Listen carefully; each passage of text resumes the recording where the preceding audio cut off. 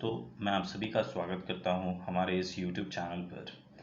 और ये हमारी एक इनिशिएटिव है जिसके थ्रू हम जनरल नॉलेज जीके को एक बहुत ही ओवरऑल एकदम कंप्लीट होलसम तरीके से कवर करने की कोशिश करेंगे। जब मैं जीके बोलता हूं तो मेरा मेन अप्रोच है history, geography, economics, polity and science. ये पांच सेगमेंट, ये पांच डिफरेंट सब्जेक्ट्स को हम बहुत डिटेल में कवर करेंगे। इसके अलावा इन तमाम चीज सब्जेक्ट्स से रिलेटेड जो एनसीईआरटी है, खासतौर पे सीटेट वाले एग्जाम्स के लिए एनसीईआरटी इंपॉर्टेंट होता है, तो एनसीईआरटी भी हम 6 to 12th स्टैंडर्ड की कवर करेंगे। ग्रेजुअली एक एक सब्जेक्ट को ग्रेजुअली कंप्लीट करते करते आगे बढ़ेंगे। ठीक है, ये जो पांच सब्जेक्ट है जीके का, यानी history, geography, economics, polity and science, ये आपके किसी भी कॉम्पिटिटिव एग्जाम्स के लिए बहुत इंपॉर्टेंट है, be it UPSC, state PCS, SSC, railway and other competitive exam, right. So हम इसे बहुत डिटेल में, बहुत ही हमारा मेन अप्रोच होगा फैक्ट्स को भी कवर करना और साथ में कॉन्सेप्चुअल अंडरस्टैंडिंग, वो भी बहुत सिंपल तरीके से। तो हम इस ऑब्जेक्टिव के साथ में आज के इस सेशन को शुरू करते हैं। ये जो पहला सेशन है, this is related to biology. तो बायोलॉजी का लेक्चर नंबर 1 है, which is dedicated to cell, right. तो cell basically this is the first chapter, पहला चैप्टर यहीं से शुरू होता है, सेल से। तो क्या है बायोलॉजी का ये cell and all those thing, आइए हम शुरू करते हैं। देखिए, बायोलॉजी जो सब्जेक्ट है, इसमें बायो का मतलब होता है life, right, and logy is nothing but the study.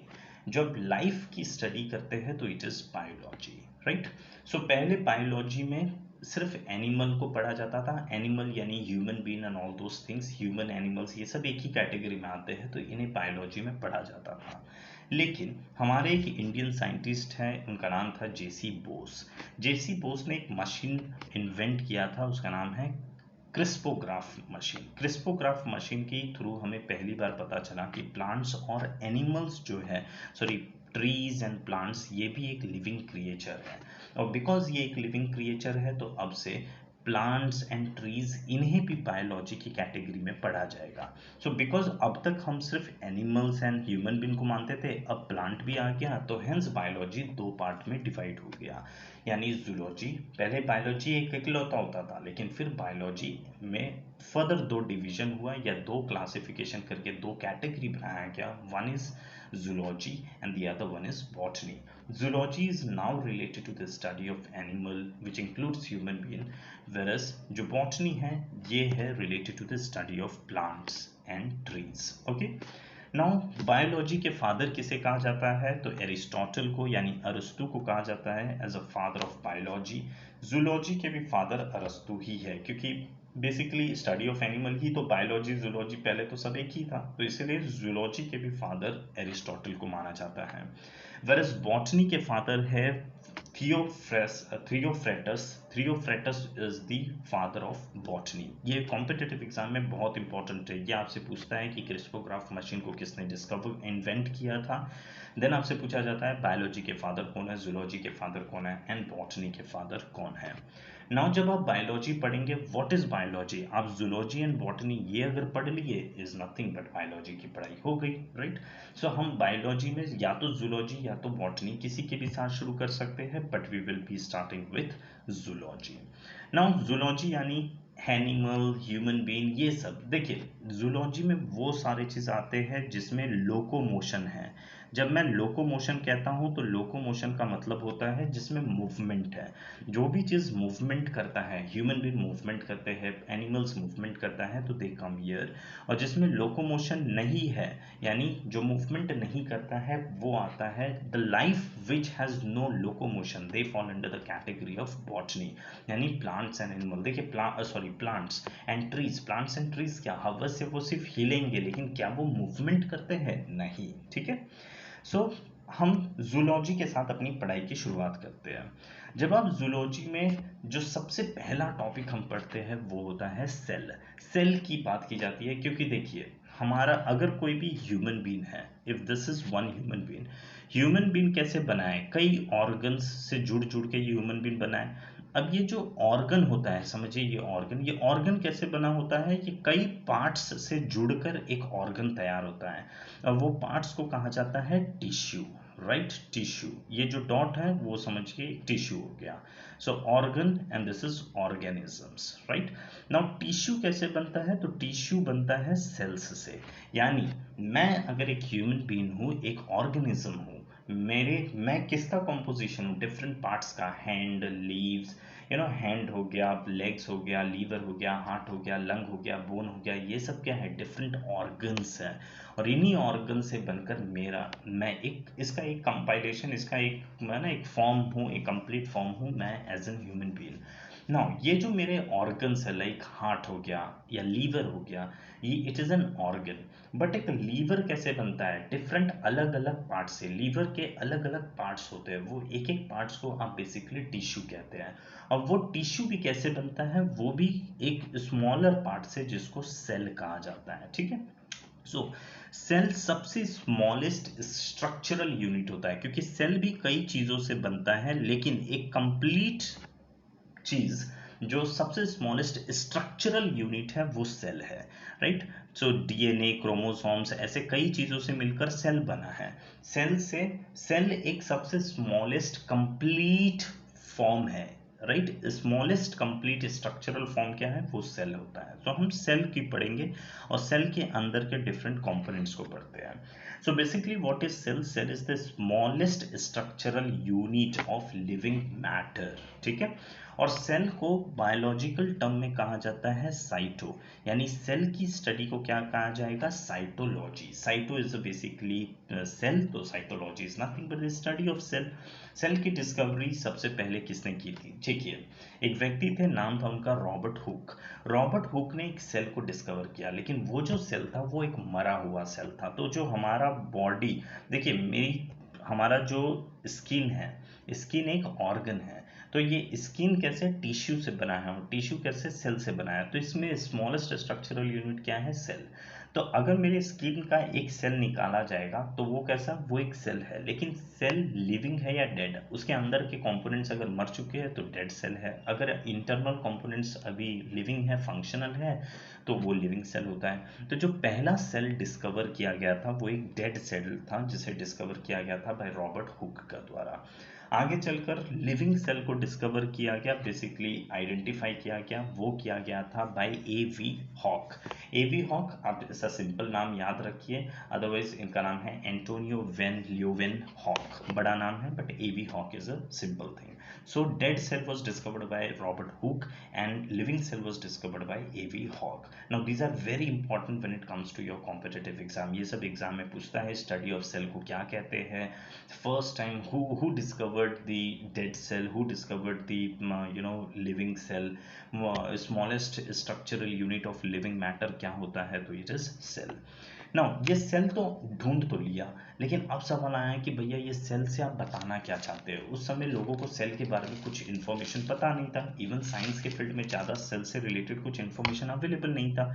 तो इन सेल के बारे में स्टडी करके एक थ्योरी प्रेजेंट किया गया, और वो थ्योरी किसने प्रेजेंट किया, वो किया था स्लाइडेन एंड स्वान ने। स्लाइडेन एंड स्वान दो अलग साइंटिस्ट हैं, ये दोनों साइंटिस्ट ने मिलकर सेल की थ्योरी, जो सेल को हम हिंदी में कहते हैं कोशिका, और थ्योरी हो गई सिद्धांत, तो कोशिका सिद्धांत को दिया था स्लाइडेन एंड स्वान ने। ना ये कोशिका सिद्धांत में उन्होंने क्या कहा था, उन्होंने कहा था कि देखिए सेल सब मिलकर बनता है टिश्यू, सेल से मिलकर बनेगा टिश्यू, टिश्यू मिलकर बनता है ऑर्गन, एंड ऑर्गन मिलकर बनेगा ऑर्गेनिज्म। लेकिन क्या कोई भी सेल किसी भी तरीके से अवेलेबल हो जाएगा तो टिश्यू फॉर्म होगा, नहीं। एक सिमिलर टाइप ऑफ सेल होने चाहिए और एक पर्टिकुलर पैटर्न में अरेंज्ड होने चाहिए, तो ही टिश्यू बनेगा। यानी अगर मैं कहूँ दिस इज नथिंग बट ईट, ये एक ब्रिक है, और इस ब्रिक को हम जोड़ेंगे तो वॉल बनेगा, राइट। और वॉल जब चार दिशा में चार वॉल होगा तो ही आपके रूम बनेंगे, कमरा, राइट। और कमरा जब एक सही अच्छे से अरेंज होगा, एक कमरा दूसरा कमरा किचन जैसा कमरा, तभी जाकर आपका एक फ्लैट व्लैट जो भी होगा वो बनेगा, राइट।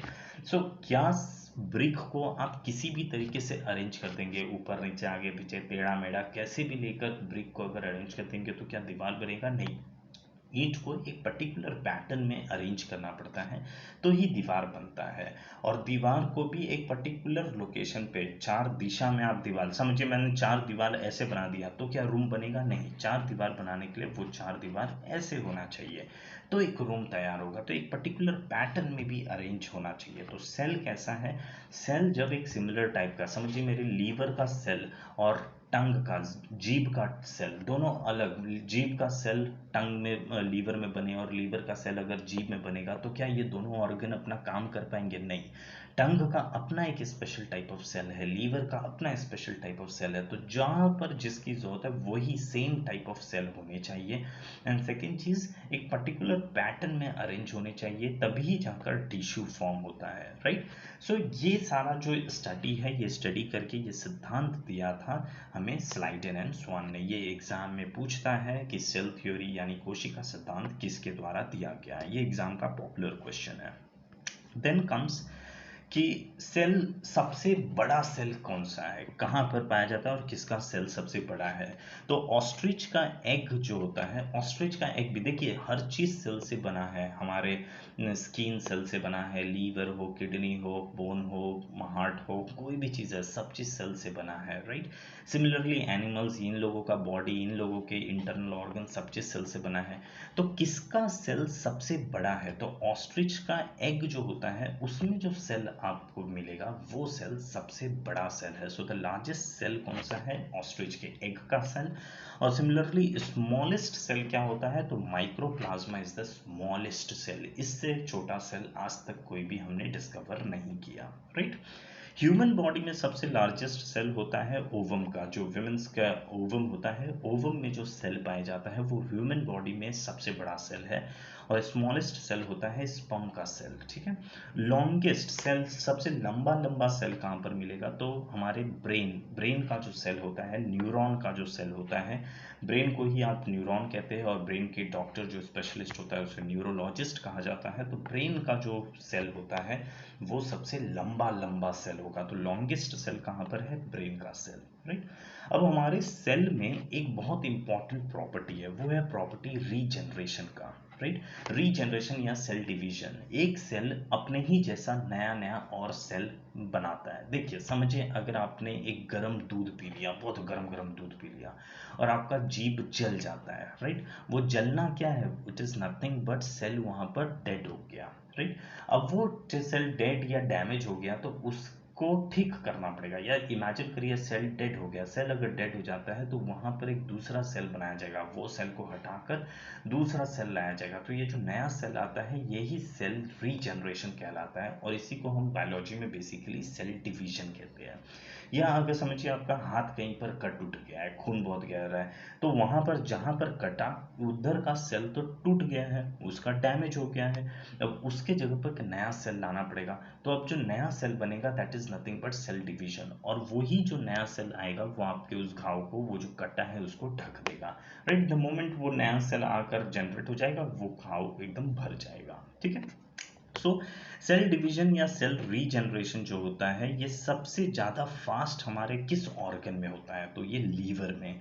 और सबसे स्लो कहाँ पर होता है? तो ये ब्रेन में होता है। ब्रेन में बेसिकली स्लो या नो ही कहिए, ना के बराबर ही होता है ब्रेन में, न्यूरॉन में नहीं होता है, ठीक है। अब ये क्यों ऐसा है ये हम आगे समझेंगे, एक एक करके समझेंगे कि कहाँ पर होता है, क्यों नहीं होता है, वो आपको आगे चलकर द मोमेंट आप सेल के ऑर्गन को पढ़ेंगे या स्ट्रक्चर को पढ़ेंगे तो आपको समझ में आ जाएगा।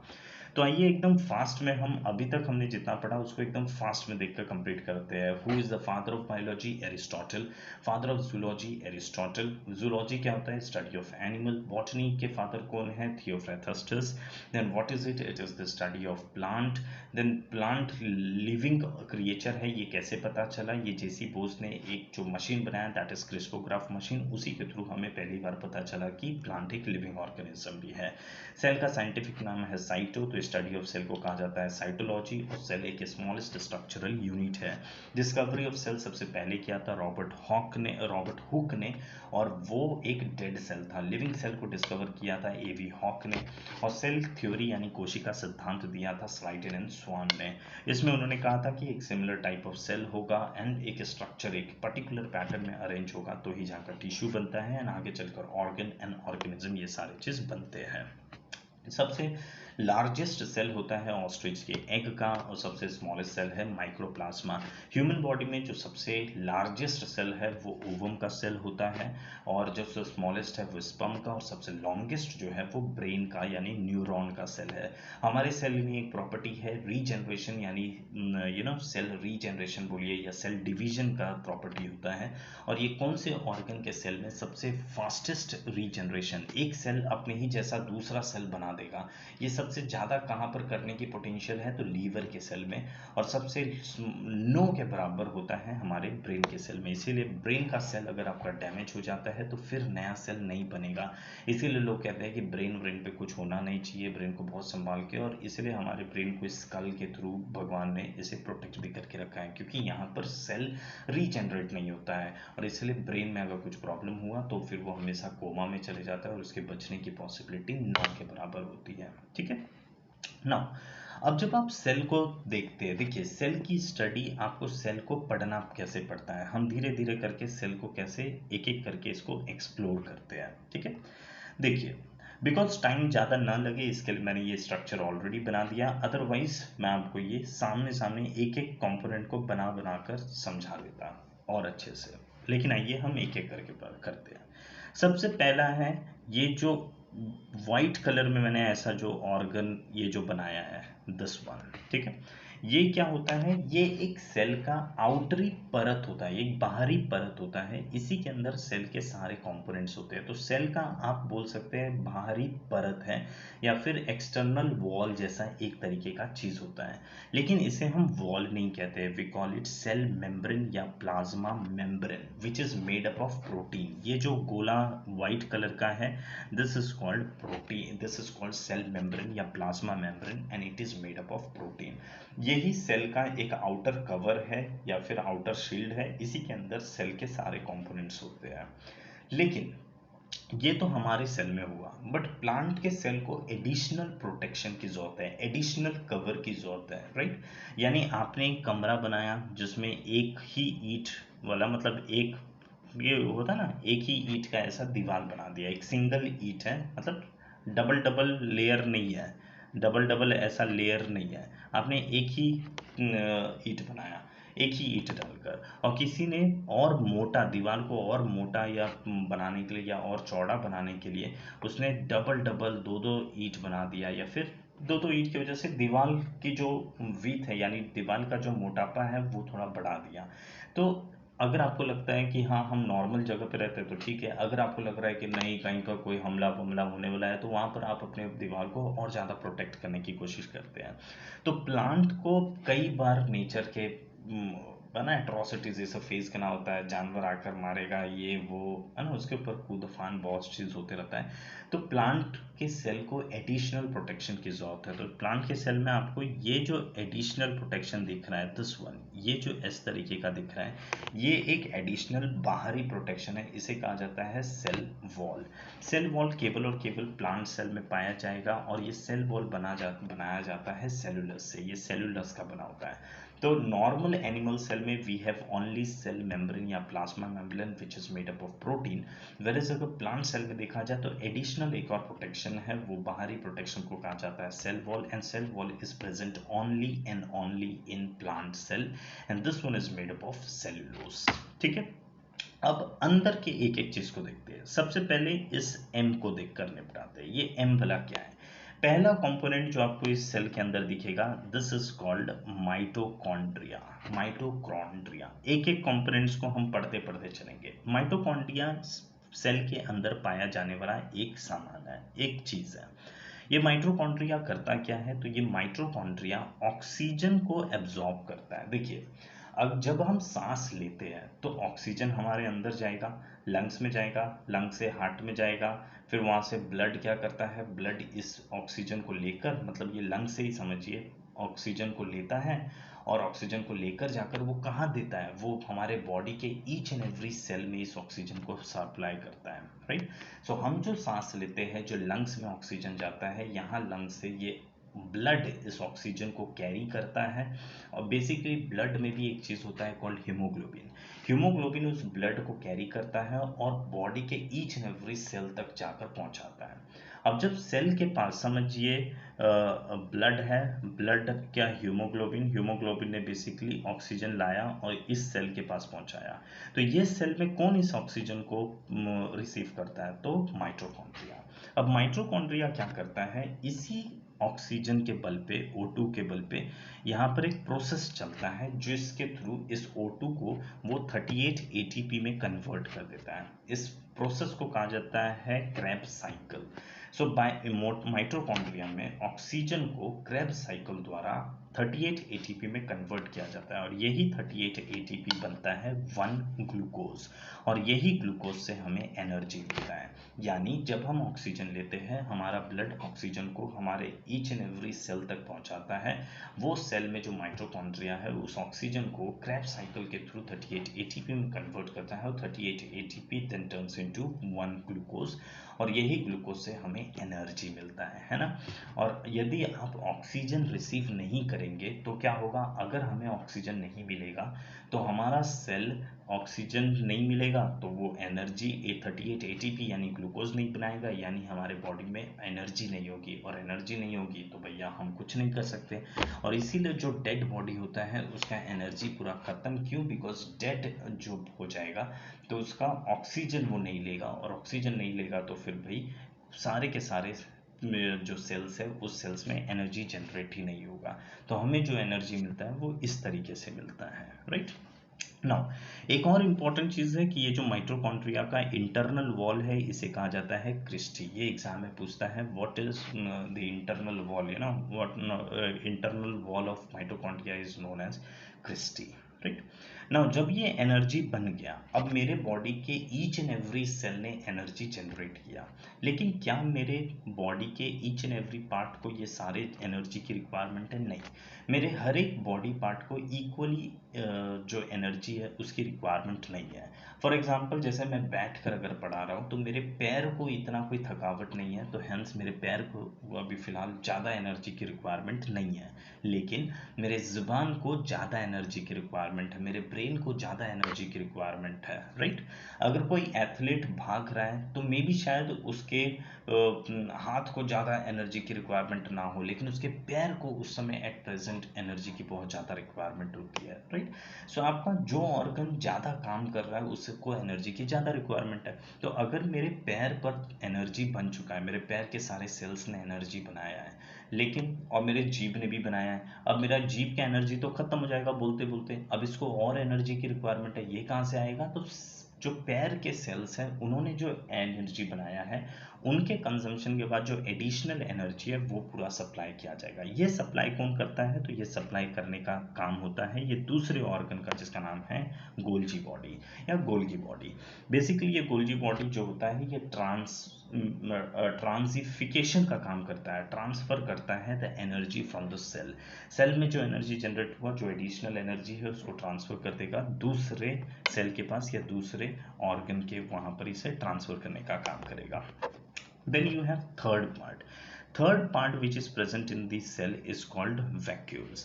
वैक्यूल क्या है? तो वैक्यूल वो पोर्शन है जो वाटर स्टोर करता है। देखिए आप सभी को पता होगा कि ह्यूमन बॉडी में 65% वाटर होता है, तो वो वाटर कहाँ है? क्या पेट में पूरा एक टंकी जैसा पानी जमा है क्या? नहीं। क्या हाथ में पैर में कहीं पर वो 65 लीटर या 65% जमा है क्या? नहीं। तो वो 65% हमारे बॉडी में है कहाँ? ऑब्वियसली ब्लड, प्लाज्मा वो सब के फॉर्म में होता है, लेकिन बहुत ज़्यादा परसेंटेज हमारे स्किन्स के ईच एंड एवरी सेल, मतलब जो हमारे ऑर्गन्स है उस ऑर्गन के सेल्स में प्रेजेंट होता है, राइट।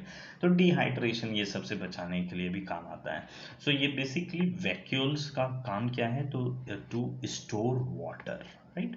नाउ ज़्यादा वाटर स्टोर करके रखने की ज़रूरत प्लांट को है। जब भी हमें रिक्वायरमेंट होगा हम पानी लेंगे, कहीं पर भी जा सकते हैं, पानी लेकर पी लेंगे। लेकिन कई बार होता है प्लांट क्योंकि मूव नहीं कर सकता, नेचर कैसा है उस समय, क्लाइमेट कंडीशन ऐसी भी हो सकती है क्योंकि उसको प्लांट की को वाटर की अवेलेबिलिटी की बहुत शॉर्टेज हो सकता है, तो प्लांट को ज़्यादा वाटर स्टोर करके रखना पड़ता है। तो इसीलिए वैक्यूल्स जो एनिमल के सेल में, यानी ह्यूमन, एनिमल्स, इनके सेल में वैक्यूल्स का साइज थोड़ा छोटा होता है कंपेयर टू प्लांट के सेल में कंपेरेटिवली ये इसका साइज ज़्यादा होता है, मतलब थोड़ा बड़ा होता है।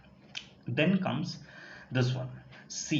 एक एक करके इसको हम निपटा रहे हैं। सेल के अंदर आपने सबसे पहले ये वाइट वाले सर्कल को देखा, वो क्या था? तो वो था सेल मेम्ब्रेन या plasma membrane which is made up of protein. बाहर का वो जो ग्रीन से आप देख रहे हैं इसको कवर, ये एडिशनल कवर, ये सिर्फ प्लांट सेल को मिलता है, इसे कहा जाता है cell wall and this is made up of cellulose.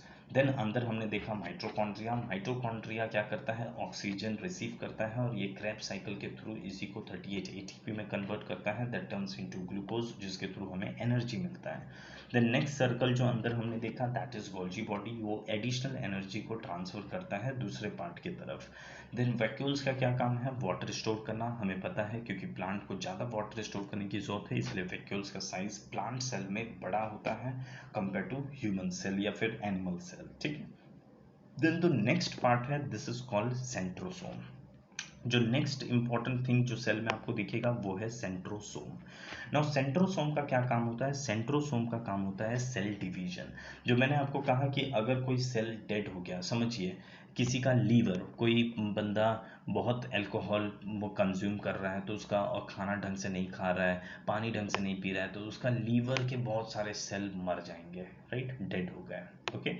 अब फिर बाद में जब वो ऑक्सीजन अच्छे से ले रहा है, खाना पानी ये सब ज़्यादा पी रहा है, तो फिर क्या होता है, लीवर, आपने अक्सर सुना होगा कि फिर समय के साथ उसने जैसे प्रिकॉशन किया तो लीवर फिर वापस से रीजनरेट हो गया और अच्छे से ठीक हो गया, ठीक ठाक हो गया। ये क्यों?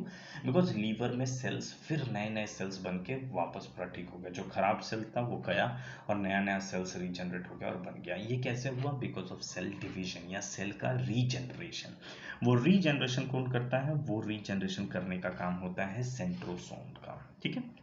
अब यहीं से रिलेट करके हम कुछ दूसरी इंफॉर्मेशन को भी कवर करते हैं। देखिए क्या होता है, जिस पर्सन में बहुत हाई शुगर होगा, यानी डायबिटीज का जो मरीज होता है, उसमें सेंट्रोसोम की एक्टिविटी स्लो हो जाती है, यानी सेल डिवीजन स्लो हो जाता है। इसीलिए आपने कई बार सुना होगा कि जो शुगर का पेशेंट है, जो डायबिटीज का पेशेंट है, अगर उसको कोई घाव हो जाता है, समझिए कहीं घाव हो गया, अब घाव हुआ तो यानी वहाँ का सेल वेल डेड हो गया, अब नया सेल बनेगा तभी तो वो घाव भरता है। घाव भरना इज नथिंग एल्स बट नया सेल जनरेट होकर उसको कवर कर देता है, ठीक है। सो ये सेल जनरेट होने का प्रोसेस स्लो हो जाता है जिसमें शुगर हाई है। अगर शुगर हाई है तो सेंट्रोसोम्स की एक्टिविटी स्लो, यानी सेल डिवीजन स्लो, और सेल डिवीजन स्लो इसका मतलब उसका घाव बहुत समय लेता है भरने में, इसीलिए जिसको डायबिटीज होता है या शुगर हाई है उसका घाव जल्दी भरता नहीं है, ठीक है।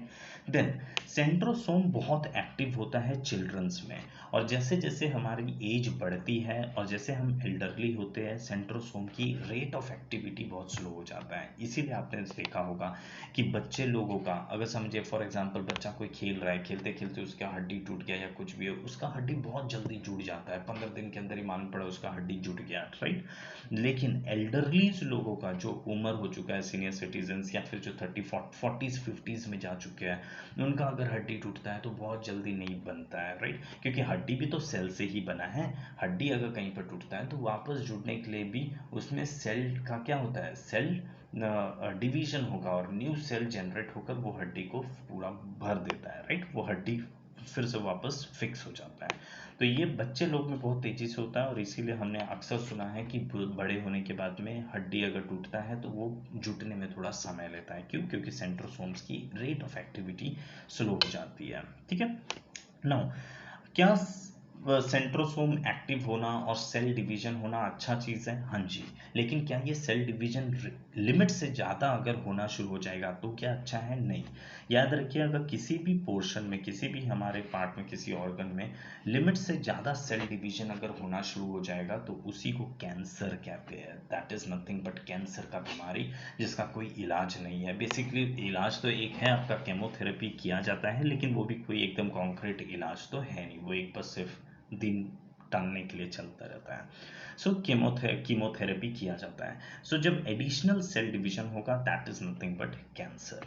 नाउ अब देखिए, कैंसर की हाई पॉसिबिलिटी कहाँ पर है और ना के बराबर पॉसिबिलिटी कहाँ पर है? हाई पॉसिबिलिटी वहाँ होगी जहाँ पर सेल डिवीजन सबसे ज़्यादा है। सेल डिवीजन सबसे ज़्यादा कहाँ होता है? तो लीवर में। तो लीवर में कैंसर की पॉसिबिलिटी सबसे ज़्यादा होती है। वैसे लीवर की इसी पोटेंशियल की वजह से बेसिकली वो मैनेज कर लेता है, लेकिन लीवर की सबसे कैंसर की सबसे ज़्यादा पोटेंशियल लीवर में ही होता है, मतलब पॉसिबिलिटी लीवर में होती है।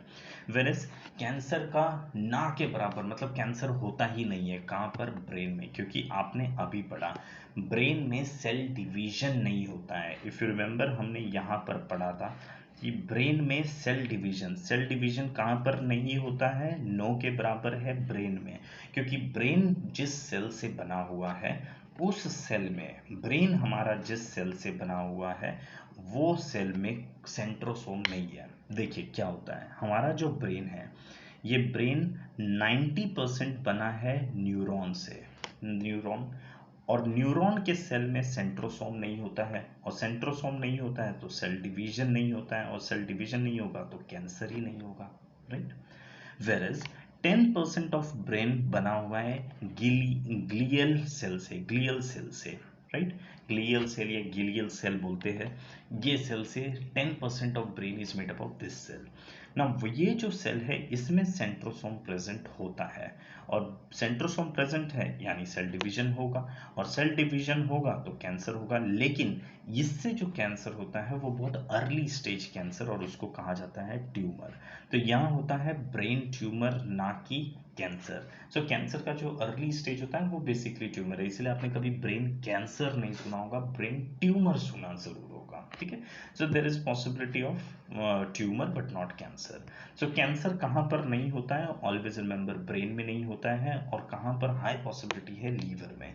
अगर आप किसी भी वनडे कॉम्पिटिटिव एग्जाम के लिए प्रिपेयर कर रहे हैं तो बिलीव मी, ये सारे इंफॉर्मेशन बहुत इंपॉर्टेंट है। ये सिंपल सा इंफॉर्मेशन हम लोग पूछते हैं, बट कई बार कॉन्सेप्ट की क्लैरिटी ना होने की वजह से इन सारे क्वेश्चन को आंसर करना हमारे लिए डिफिकल्ट हो जाता है।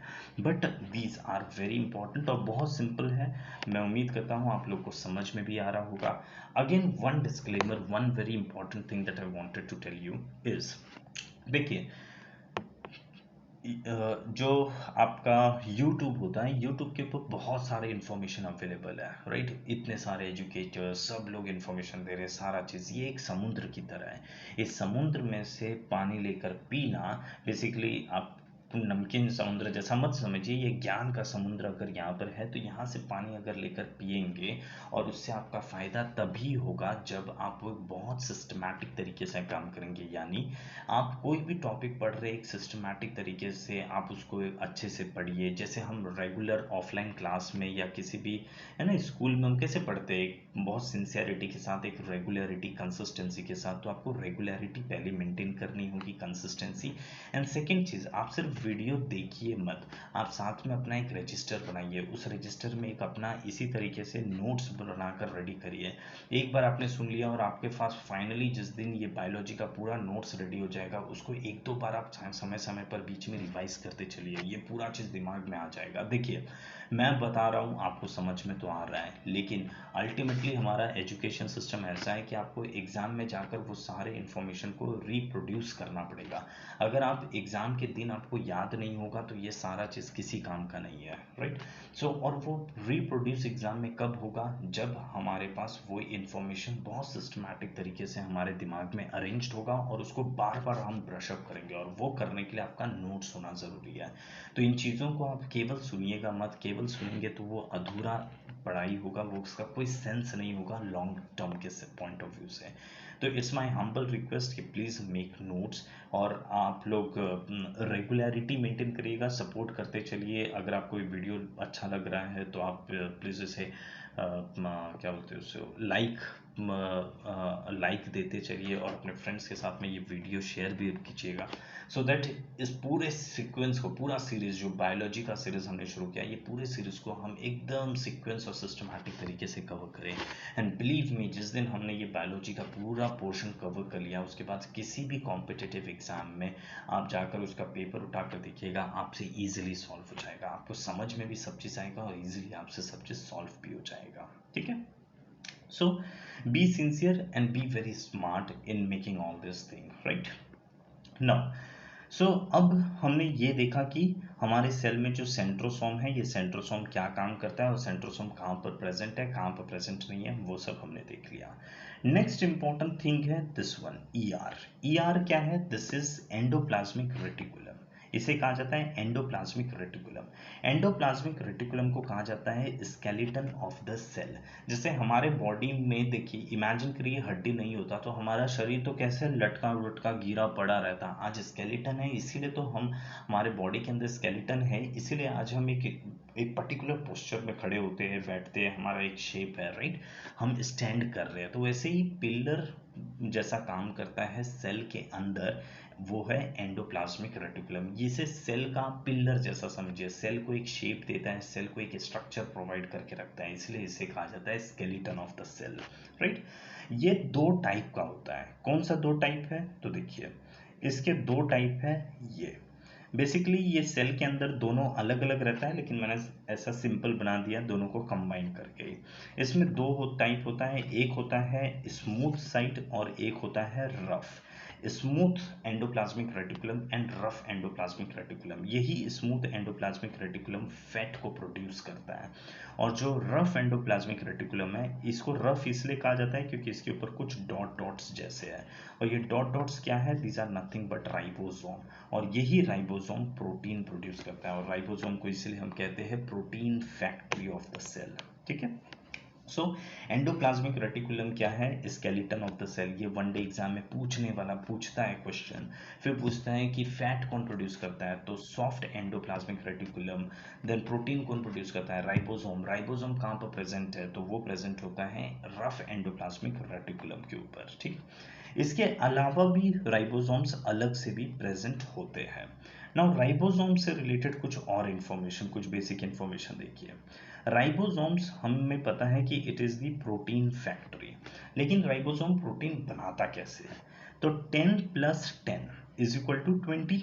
तो 20 एमिनो एसिड के हेल्प से, ये 20 एमिनो एसिड को मिलाकर एक प्रोटीन प्रोड्यूस किया जाता है, ये करता है राइबोसोम। 20 एमिनो एसिड्स को मिलाकर ये बनाता है प्रोटीन। क्या ये प्रोटीन इंपॉर्टेंट है? यस, बॉडी के ग्रोथ के लिए, इसीलिए जितने भी बॉडी बिल्डर्स हैं वो प्रोटीन का कंजम्पशन ज़्यादा लेते हैं। इसके अलावा अगर आप देखेंगे तो छोटे बच्चों को प्रोटीन ज़्यादा दिया जाता है, सो दैट उनका है ना बॉडी ग्रो ज़्यादा हो। प्लस ये बॉडी को मेंटेन करने में हेल्प करता है। जो एल्डरलीज लोग होते हैं, एल्डर सीनियर सिटीजन्स, उनको थोड़ा बहुत प्रोटीन एवरीडे कंज्यूम करना चाहिए, बॉडी के मेंटेनेंस के लिए बहुत इंपॉर्टेंट है। प्लस जब हमारा सारे सोर्स ऑफ एनर्जी जैसे फैट खत्म हो गया, हम कोई कंजम्पशन नहीं कर रहे हैं, एनर्जी जनरेट नहीं हो रहा है, तो एकदम एंड में ये प्रोटीन हमें एनर्जी भी प्रोवाइड करता है, तो it is the last source of energy as well. So ribosome क्या कर रहा है? Ribosome 20 amino acid, 10 + 10 20 amino acid को मिलाकर एक प्रोटीन बनाता है, और ये प्रोटीन बहुत हेल्पफुल है। This is done by ribosome, इसीलिए राइबोसोम को हम प्रोटीन फैक्ट्री कहते हैं।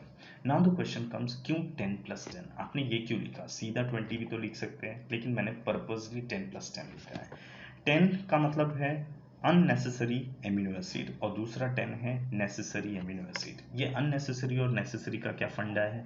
तो सर इसका सिंपल सा मतलब ये है, अननेसेसरी ये सिर्फ इसलिए कहा जा रहा है क्योंकि इसको आपको खाकर ना ऑब्टेन करने की जरूरत नहीं है, ये नेचुरली हमारे बॉडी में अवेलेबल होता है, तो इसलिए इसको कहा जाता है अननेसेसरी।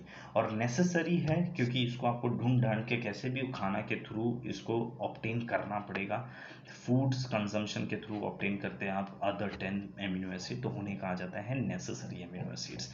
सो अननेसेसरी एमिनो एसिड्स वो है जो हमारी बॉडी में ऑलरेडी नेचुरली अवेलेबल होता है, और जो 10 एमिनो एसिड्स है वो हम फूड के थ्रू ऑब्टेन करते हैं। तो दीज आर टुगेदर ये 20 एमिनो एसिड्स मिलकर एक प्रोटीन बनता है। ठीक है, एक और इंफॉर्मेशन, जो राइबोसोम्स होता है, राइबोसोम फर्दर दो टाइप के होते हैं। There are two types of ribosomes, एक होता है 70S और एक होता है 80S राइबोसोम। एस का यहाँ मतलब होता है सेडिमेंट, और ये बेसिकली बताता है कि 70S छोटा है और ये जो 80S है थोड़ा बड़ा है। और राइबोसोम प्रोटीन प्रोड्यूस करता है, तो ऑब्वियस सी बात है ये दोनों ही प्रोटीन प्रोड्यूस करेंगे। तो 80S, एस का मतलब सेडिमेंटेशन है, तो 80S राइबोसोम्स ज़्यादा प्रोटीन प्रोड्यूस करता है and 70S ribosomes come protein produce करता है। तो क्या ये हमारे बॉडी में ये दोनों राइबोसोम अवेलेबल है? नहीं, हमारे सेल में जो राइबोसोम हम देखते हैं वो होता है 80S।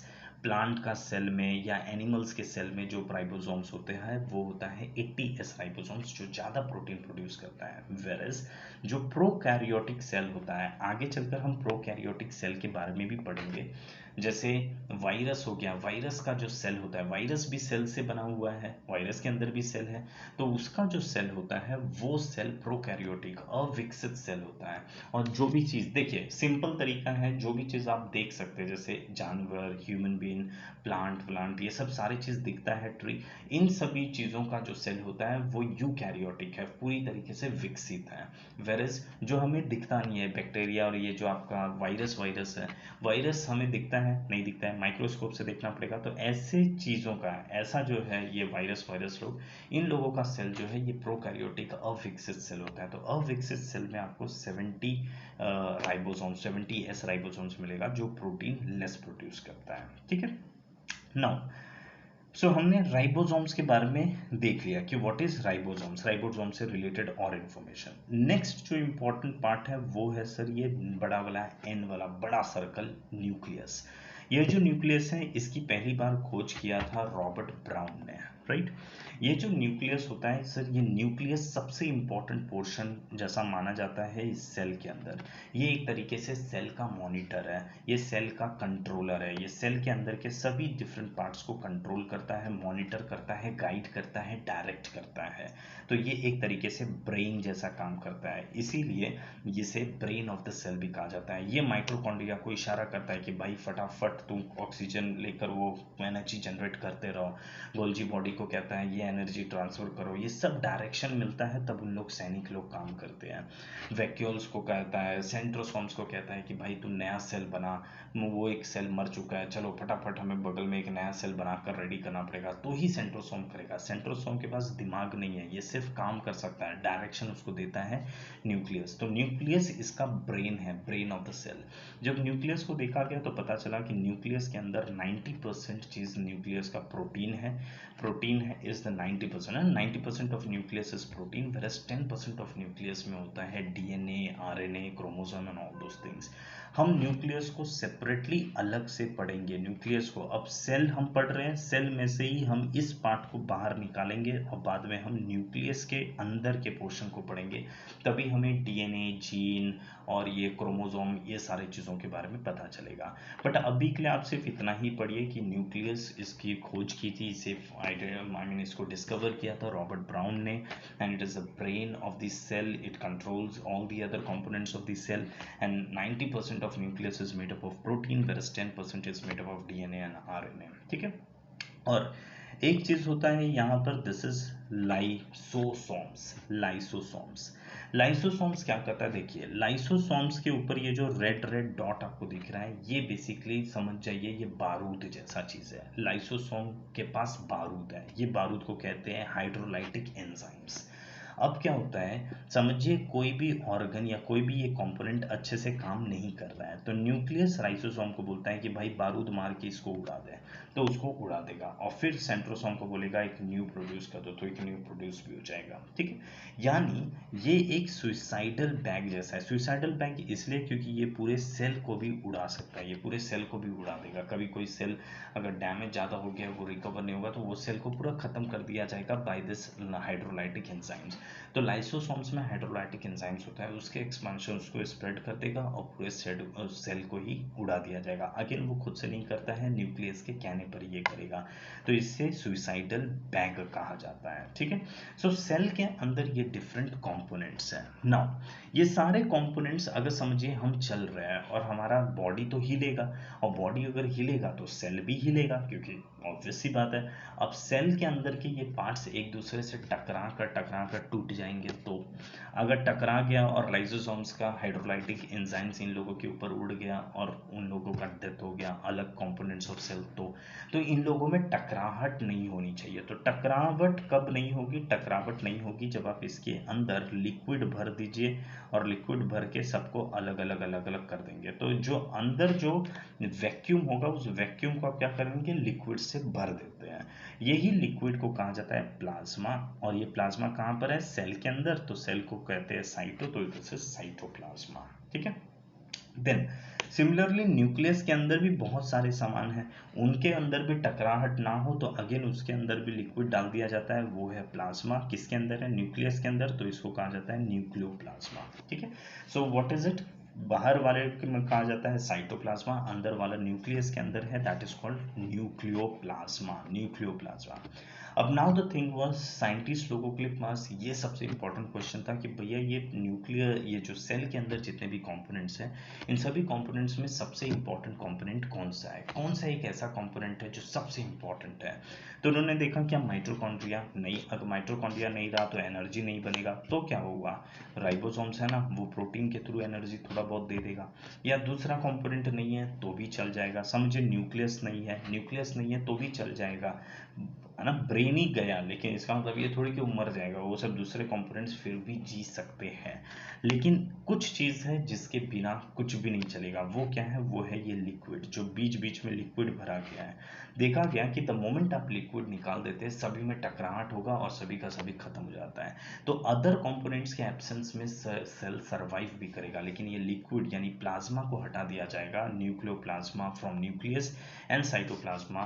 तो अगर इनको हटा दिया जाएगा तो फिर सेल पूरा डेड हो जाएगा। तो कहा क्या? These two are very important. Now ये दोनों को कंबाइनली कहा जाता है प्रोटोप्लाज्मा, एंड प्रोटोप्लाज्मा को कहा गया है it is very very important चीज, right. It is the very important component of the life of cell, या फिर ओवरऑल लाइफ के लिए ये बहुत इंपॉर्टेंट चीज़ है। ठीक है, सो आई होप सेल का कंपोनेंट्स, ये सारा चीज़ आपको समझ में आ गया होगा। अब जब हम नेक्स्ट क्लास करेंगे, नेक्स्ट क्लास में मैं आपको सेल का ये जो न्यूक्लियस होगा इसके बारे में बताऊंगा, प्लस अदर कुछ और चीज़ें वो हम देखेंगे। जब हम न्यूक्लियस देखेंगे उसी टाइम हमें क्रोमोसोम, डीएनए, जेनेटिक्स, इंफॉर्मेशन, इन सारी चीज़ों के बारे में भी पता चलेगा। ठीक है, so this was this is sufficient in the first lecture I think। अब एक ही बार में बहुत ज़्यादा हो जाएगा तो थिंग बिकम्स वेरी बल्कि। आज के लिए इतने पे ही रुकते हैं। अब जो नेक्स्ट लेक्चर होगा सेल का, उसमें we will continue this thing, right. So till then, good bye, take care and be happy. Thank you, have a nice day.